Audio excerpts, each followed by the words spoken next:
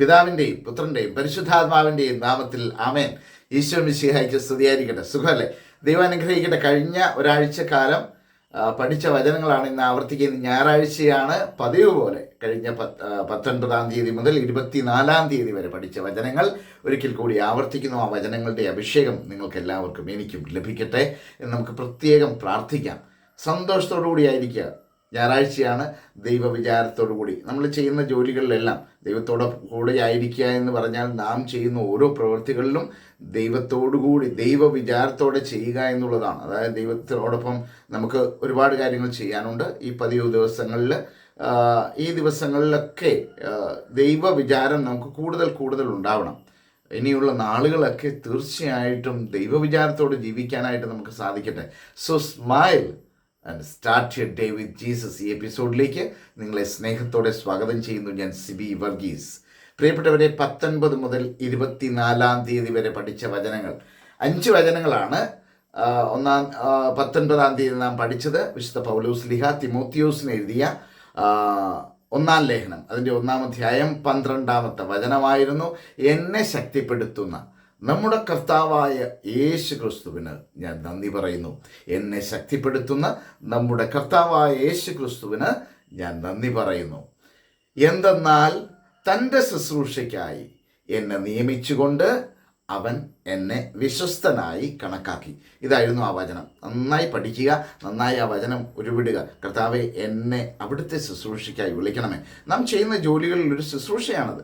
നാം ചെയ്യുന്ന ജോലികൾ മനോഹരമായി ദൈവവിചാരത്തോടെ ചെയ്യുമ്പോൾ തന്നെ ദൈവത്തിൻ്റെ ഒരു കൃപ നമുക്ക് ലഭിക്കും. ഇനി 21-ാം തീയതി പഠിച്ച വചനം ഗലാത്യക്കാർക്ക് എഴുതിയ ലേഖനം. കഴിഞ്ഞ ആഴ്ചകളിൽ കൂടുതൽ വചനങ്ങൾ ഗലാത്യക്കാർക്ക് എഴുതിയ ലേഖനമായിരുന്നു. അപ്പോൾ ഗലാത്യക്കാർക്ക് എഴുതിയ ലേഖനം 4-ാം അധ്യായം 6-ാമത്തെ വചനമാണ് നാം പഠിച്ചത്. 21-ാം തീയതി നാം മക്കളായതുകൊണ്ട്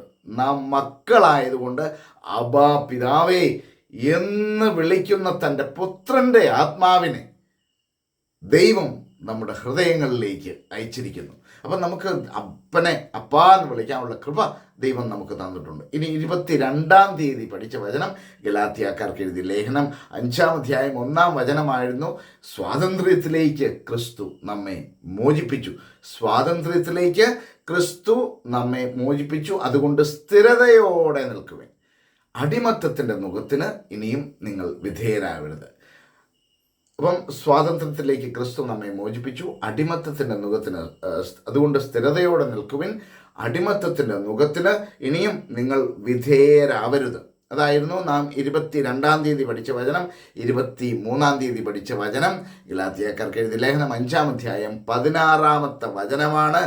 ഞാൻ നിങ്ങളോട് പറയുന്നു, ആത്മാവിൻ്റെ പ്രേരണയനുസരിച്ച് വ്യാപരിക്കുവിൻ.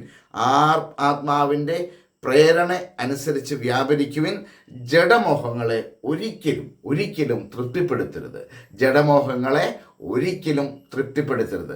24-ാം തീയതി പഠിച്ച വചനം അതിനോട് ചേർന്നുള്ള വചനം തന്നെയാണ്. അതിൻ്റെ ബാക്കിയാണ് 16-ന്റെ ബാക്കി 17-ാം വചനമാണ്. എന്തെന്നാൽ ജഡമോഹങ്ങൾ ആത്മാവിന് എതിരാണ്. ജഡമോഹങ്ങൾ നമ്മുടെ ജഡത്തിൻ്റെ മോഹങ്ങൾ ആത്മാവിന് എതിരാണ്. ഇനി ആത്മാവിൻ്റെ അഭിലാഷങ്ങൾ ജഡത്തിനും എതിരാണ്. ജഡമോഹങ്ങൾ ആത്മാവിനെതിരാണ്. ആത്മാവിൻ്റെ അഭിലാഷങ്ങൾ ജഡത്തിനും എതിരാണ്. അവ പരസ്പരം എതിർക്കുന്നത് നിമിത്തം ആഗ്രഹിക്കുന്നത് ചെയ്യാൻ നമുക്ക് സാധിക്കാതെ വരുന്നു. യഥാർത്ഥത്തിൽ ദൈവം ആഗ്രഹിക്കുന്നത് പ്രവർത്തിക്കണമെങ്കിൽ ആത്മാവിൻ്റെ അഭിലാഷമനുസരിച്ച് ആത്മാവിൻ്റെ പ്രേരണയനുസരിച്ച് വ്യാപരിക്കാൻ നമുക്ക് സാധിക്കണം. അപ്പോൾ ഈ 5 വചനങ്ങൾ ദൈവാത്മാവ് നമ്മളെ ഈ ദിവസം നയിക്കട്ടെ, ഇനിയുള്ള ദിവസങ്ങൾ നയിക്കട്ടെ എന്ന് നമുക്ക് പ്രാർത്ഥിക്കാം. ദൈവത്തിൻ്റെ വലിയ അനുഗ്രഹം നിങ്ങളിലേക്കൊക്കെ ഉണ്ടാവട്ടെ എന്ന് പ്രത്യേകം പ്രാർത്ഥിച്ചുകൊണ്ട് ആമേൻ.